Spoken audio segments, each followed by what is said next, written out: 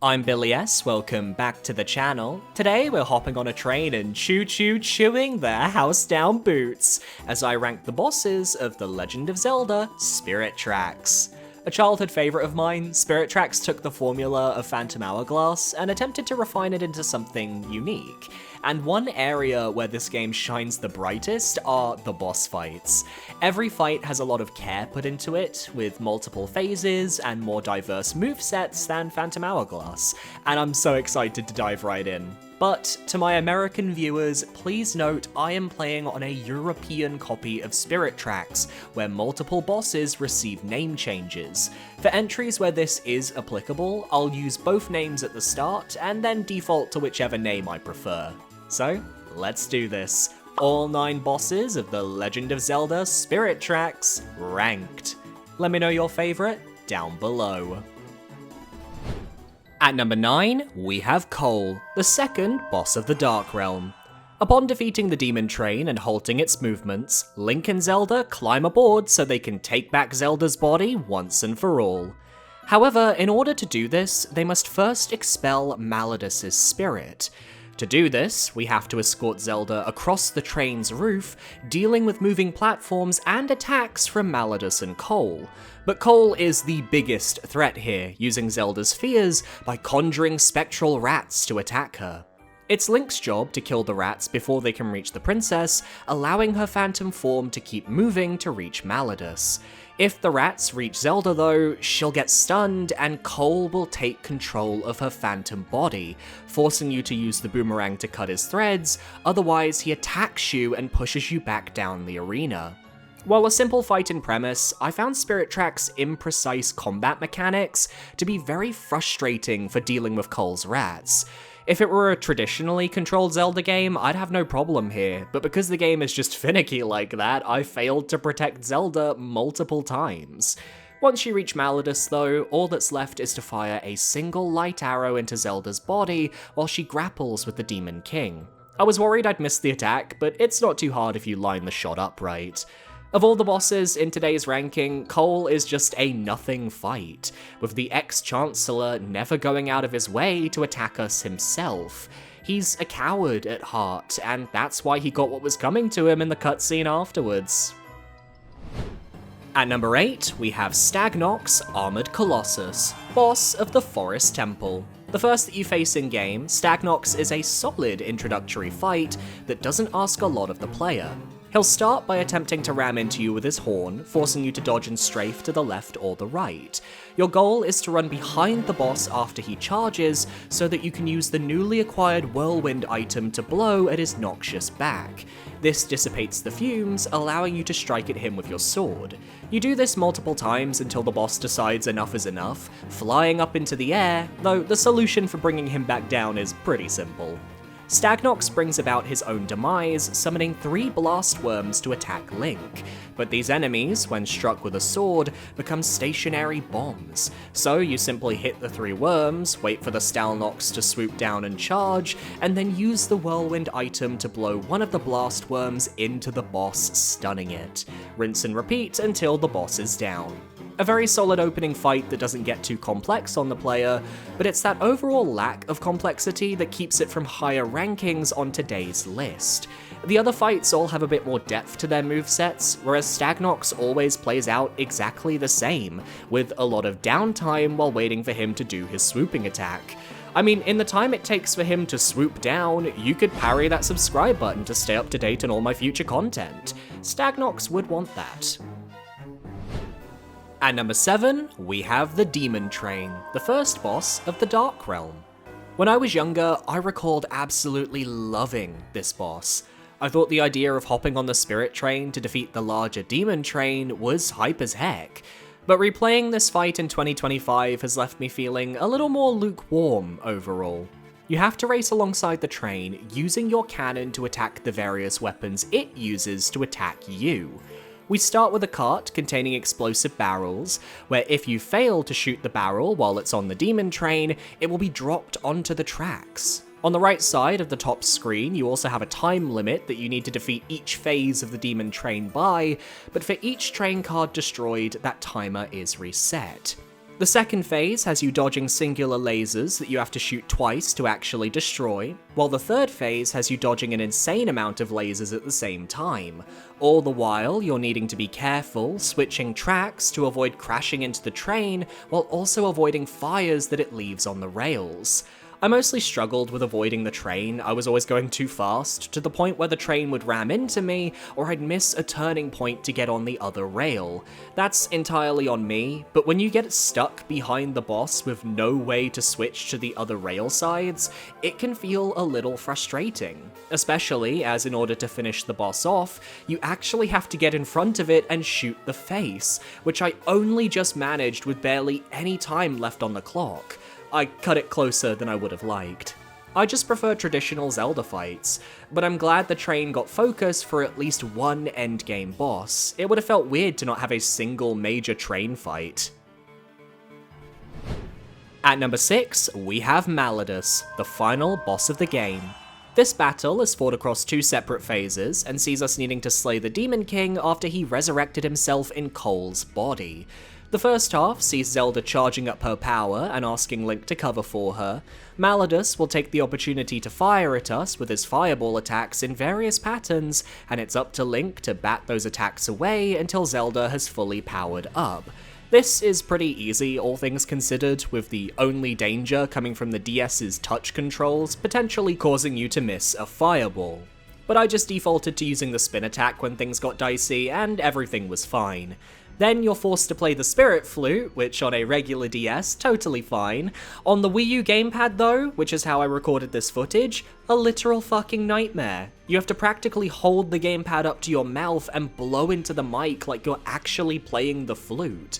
And while this ended up being a first try experience, you should have seen the hell I went through trying the Sand Song of Restoration earlier that day. Finally, we get to the good part of the fight. Zelda takes over the top screen, and you have to distract Woedenaz while she tries to line up the bow of light so she can hit Woedenaz's weak spot on his back. Realistically, you don't need to move Zelda during this sequence. You can have her stand where she starts, and as long as you attack Woedenaz, he'll follow you down the arena. But it's still fun giving Zelda her classic, I'm going to fire light arrows at Ganon roll like Tetra had in Wind Waker, except here you control when she fires. It's such a nice change. Not a hard fight, don't get me wrong, Woedenaz doesn't have that many attacks, and if you've got remotely any hearts or potions, you're not gonna die, but seeing both Link and Zelda take the final strike with the Lokomo sword together is one of the best moments in the franchise. When Zelda takes matters into her own hands and gets to be part of the final moment in her most playable of games, it's super special. At number 5, we have Fraz, Master of Icy Fire and Boss of the Snow Temple. A clear distant relative of Blaz from Phantom Hourglass, Fraz takes the concept of a fire and ice boss we've seen over the series, but has a really fun dynamic with it. The boss arena contains 2 torches, an ice torch and a fire torch. You have to use your newly acquired boomerang to strike Fraz with the opposite element to the one he charges up with. So if he's getting ready to attack you with a fire blast, hit him with ice and vice versa. After the first few times you do this, he splits into 2 smaller forms, which mix up and float around the room. You won't know their element until their first attack, so you have to dodge 2 projectiles, wait for them to switch to their new positions, and keep track of which enemy uses ice and which uses fire, so you can force Fraz back together. Then he destroys the torches. This is a really fun moment, as now you have to do the same song and dance, but using Fraz's own attacks as the ammunition. It can be pretty tough getting the timing down to stun the boss, with his ice attack having such a wide hitbox, and him shooting more flames than you'd expect. He can also follow up ice or fire attacks with the same type of attack in a row, which means there's a little bit of downtime in phase 2 as you're like, use a fire attack, Fraz, and he uses 2 ice attacks instead. That's the only knock against the fight, as it makes it drag on a tad, but honestly, I'd argue this is one of the best versions of an ice/fire boss in the series. Twin Rover might be the peak, but Fraz is definitely an underrated star all his own. At number 4, we have Burn, known in Europe as Staven, and that's what I'm going to call him myself as it is the name I grew up with. Staven is a Lacomo who lusted for power, hoping the spirits would grant him what he seeked. But that wasn't the case, so he turned to the Demon King Malladus, the only being more powerful than the spirits he once served. And we eventually fight him on the final floor of the Tower of Spirits, and in a cage match no less. He hops around along a series of pillars, attacking us with energy claw strikes before eventually charging up his mechanical gauntlet. You have to help Link take the aggro of this attack and have Staven fire at the floor. This will get his gauntlet stuck, allowing Princess Zelda to pull Staven down from the pillars and into the ring itself. Phantom Zelda becomes a vital part of this fight, as many of Staven's attacks can only be blocked by her strong mechanical body. Once in the ring, Staven will attack Link, with the player needing to bait out his charge attack so Zelda can intercept, allowing Link to attack Staven from behind. It's important to note that Zelda needs to be facing Staven in order for her to grapple with him, otherwise he just knocks her over and stuns her for a short while. This isn't a terribly difficult fight, but it's very frenetic and frantic, with Link needing to stay aggressive in order to bait out Staven's charge attack, while also ensuring Zelda is safely on standby to do her part. Not to mention, this has one of the funniest post-fight cutscenes in the series, where Link and Zelda explain their power of trust to Staven, only to cut to him limping out of the room's exit in the distance. Peak comedy might be my favourite moment in the game. His charge attack did come out a little randomly, though, which is my one complaint with this fight. I never knew if my attacks were convincing him to do the charge attack, or if I had to get lucky and he'd start using it. If anybody knows if there's a proper tell here, let me know, I'm curious. At number 3, we have Kragma, Lava Lord, also known as Vulcano in Europe, but I'll be sticking with Kragma. I think it's a cooler name, and anytime I hear Vulcano, I think of Drag Vulcano from Drag Race España Season 1, which is just a really weird part of my brain. Kragma is the boss of the Mountain Temple, and I absolutely love this fight because it is just pure fun. It takes advantage of the dungeon's new item, the bow and arrows, while also taking advantage of the dungeon's main gimmick, the minecarts. Firstly, you need to avoid Kragma's hand slams while trying to bait him into using a specific slamming attack that causes rocks to fall from the ceiling. To do this, simply shoot his yellow weak spot on his stomach, which should trigger the attack. Somewhere in the arena, a large rock will fall, which you then need Kragma to break, so that you can collect a special platform that allows you to reach some nearby minecarts. You can collect arrow refills from these smaller rocks that fall from the ceiling, and trust me, you'll want all the arrows you can carry, as once you hop in the minecart, it becomes an on-rail shooter, as you ride around the 3D environment, firing at Kragma's yellow weak spots along his body and hands. You have to hit every weak spot on a level before the minecart allows you to progress, with you eventually firing an arrow at Kragma's eye to fully stun him. But you can't take too long, or Kragma will grab you and rip you from the minecart. Same thing if you run out of arrows. Eventually, you end up back at the main part of the arena, where you can attack Kragma's weak spot for some good damage, before then repeating the process. The only thing I wish we had was a bit more variety in the second half, as you basically do the exact same thing a second time. There's no extra weak points to hit as far as I could tell, no extra challenge, just rinse and repeat. And I feel like if they added an extra level to the minecart segment, or they added more weak spots to hit, this fight would have been perfect for me. But it's still a ton of fun. At number 2, we have Phytops, Barbed Menace, also known as Cactops in Europe, and I personally prefer the European name, it rolls off the tongue a bit better for me. You face this boss in the Marine Temple, but unlike the other fights in the game, we have a little preamble before the actual boss emerges. You have to use your new whip to climb outside the temple and up to the arena. Here, it teaches you how to use the whip to grab the boss's thorns, which sets up the main gameplay mechanic of the fight. Once you reach the arena, Cactops has 2 different types of attack patterns it can perform. Firstly, it'll rest its 2 tentacles to the left and right of you, then fire small purple projectiles that fall on Link's last position. You have to time it so you can grab a thorn, throw it at the boss's pustules that cover its eye, and then throw another thorn into the eye to stun the boss. Aside from this combo string, Cactops can summon 2 extra tentacles, which it uses to try and crush Link with a series of slams.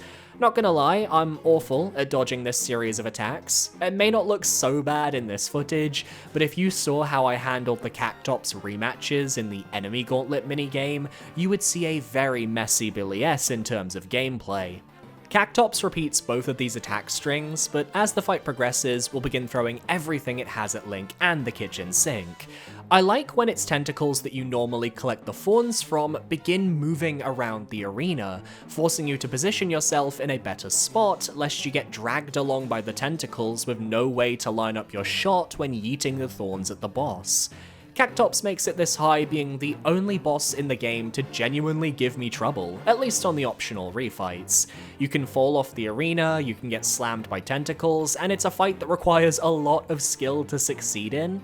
I respect it, as not enough Zelda bosses are actually challenging, but there's one fight in this game that is a tad bit more fun for me. At number 1, we have Skeldritch, Ancient Demon, also known as Capbone in Europe. Really, EU? We couldn't have Skeldritch, one of the coolest names I've ever heard? Instead we get Scourge of the Sand Temple, Capbone! What I wouldn't give to be a fly on the wall during the localization meeting for Nintendo of Europe during this game, holy. Skeldritch is a massive, towering skeletal creature, utilizing both screens of the DS, similar to Eox in Phantom Hourglass. Around the arena are a series of catapults that can launch rocks forwards at massive speeds, and Skeldritch has the ability to shoot rocks from his body.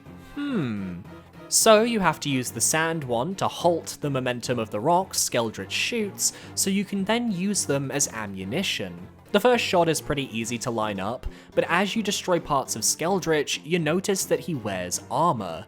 If a rock you fire hits the armor, it won't hurt the boss. So now you have to load up a catapult while his rock attacks get stronger, while also avoiding beam attacks from his eyes, and then you have to position yourself in the arena so the boss's skeletal side is facing the catapult you've loaded. Then it's a boomerang to the switch, and bang, explosion. It is incredibly satisfying to watch this boss plummet down until just the head remains, but I also like that because his rocks get faster and he shoots more out per turn, you still have to be careful and make sure he doesn't accidentally break the rock you're using by firing another one at it. There's good strategy there. Once the boss is just ahead, you have to then use the sand wand to trap the boss in a series of blocks, so you can run up to the glowing red jewel weak spot and attack. This isn't as in-depth as the first part of the fight, but I appreciate that it fully has you using the sand wand, and can still be tricky if Skeldritch decides to nom on the sand you're standing on. Ultimately, I think the sand wand is really fun to use, and the boss fight making full use of it in a way that, again, is very similar to Eox in Phantom Hourglass, and how that boss fight made full use of the hammer. It's just such a Zelda move. Skeldritch, you may be called Capbone in Europe, but you're a gold medalist to me. And that's my ranking of the Spirit Tracks bosses. Let me know what you thought down below. Next week, I'll be tackling the Spirit Tracks dungeons, so be sure to listen into that.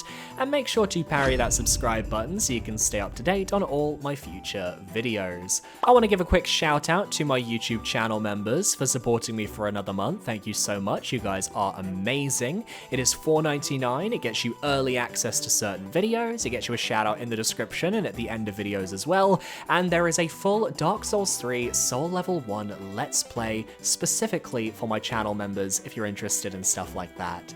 So I'll see you guys next time, thanks for watching, adios.